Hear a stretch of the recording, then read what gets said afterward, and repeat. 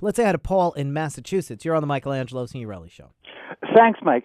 Sadly, ignorance and bigotry evolves, and this is no different than not wanting blacks to share bathrooms with whites 50 years ago. It's all fear of the unknown. Oh, it is, isn't it? And back then, some people would say, oh, no, this is not the same. And this, but it really is. But I can't help but think there are just a lot of people who they're afraid to say that. I mean, I have to give that guy credit for speaking his mind and putting it out there, because I think there's a lot more of those people than we think. Oh, probably so. And I mean, it does take, a hefty set of balls to admit that you feel that way. And hopefully he's willing to be educated to the point that he can get beyond that. It's really quite an extraordinary thing, too, because people don't want to admit that they have some sort of freakish reaction to transgendered people. So they try to make it all about something else. It's about sex. It's about, I'm not afraid of them. I'm afraid about the men who will really dress as women to try to look at my wife and this and that. No, it's not. You are freaked out by transgender people. You don't want them near you. That's it. About. Yeah, I mean, if gay is the new black, then transgender is the new gay. Oh, yeah. Yeah, they need a Brokeback Mountain. Oh, but they got Transamerica. Great movie. Thanks for your call today, Paul. Good to hear from you. Let's say hi to Phil, who is in Connecticut. You're on the Michelangelo Signorelli Show. Hey, Michelangelo, how are you? All right, what's up? Great show. Thank you. Comments.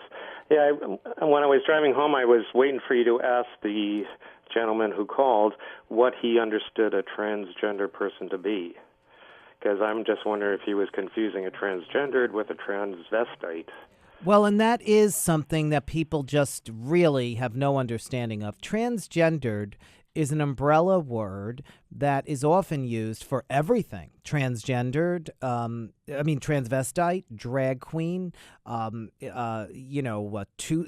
two-spirit, which is the Native American term. Some people who are transgendered don't see themselves as actually being one gender or the other. They see themselves literally as transgendered. It's a really diverse and broad spectrum of people. And I think he was just thinking of a drag queen or a transvestite when he said, well, I don't want anybody going in there with a penis. Now, of course, that's ridiculous, this and that, but he didn't even seem to get that there are a lot of transgender people who do not, if they're male to female, do not any longer have a penis. Then is it okay? Mm-hmm. Yeah, and that's where that gentleman who spoke earlier was saying that's where education comes into the picture. Go see Transamerica. There was a great special on last week on Discovery about people going through gender reassignment. Learn about the people behind it. And I don't how think they've gone through and what they're trying to do and how they really want to lead their lives. I do think people should go see Transamerica. At this time, when we're talking about the Academy Awards coming up this Sunday, and of course, Felicity Huffman being nominated for her role in transgender as a male to female transsexual, and a great opportunity for people to go and learn something. I don't think people also realize when he said, I don't want anybody going in there with a penis, he's not realizing this isn't some whim where people go, okay, I want to be a woman and then go in the woman's bathroom.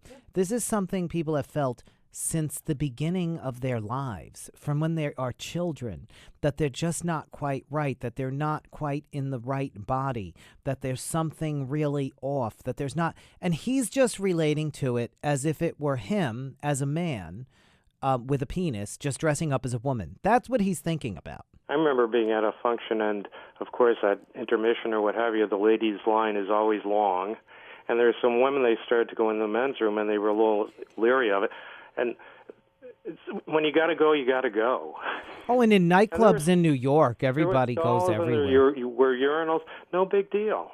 Yeah, you got to go. That's it, and who cares get security to make sure nobody's molesting anybody. You know what I'm saying? But this whole idea is ridiculous that you're not allowed to see somebody. Oh, my God. Listen, I thank you for giving us a call. Let's say hi to Mike in Las Vegas. You're on the Michelangelo Signorelli Show. Hi, Michelangelo. I was just going back to my days in college. It was like 20 years ago. I went to school near Dallas, And at that time, there was a real hip dance club called the Stark Club, and the thing that most people talked about at that club was that the bathrooms were unisex. Remember that word, unisex? Remember when the hair cutters became unisex? Now, a lot of people won't remember when they weren't. That was a term in the 70s that became the big term.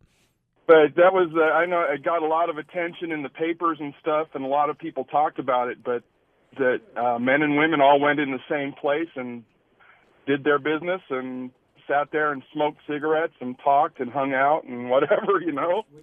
Yeah. It was at the time, we thought it was strange, but nobody seemed to have a problem. And if men are going to be leering at women in the stall and standing over it and looking at them, and that the way that we stop that is by having separate bathrooms, we've come nowhere. We haven't come very far. And I realize we probably haven't come far, but we need to come further than we are. And that can't be about separating people. It's got to be about men not feeling they could just do whatever they want, right? Straight men, you know. Right. Anyway, I think you make some great points. Thanks for giving us a call, Mike.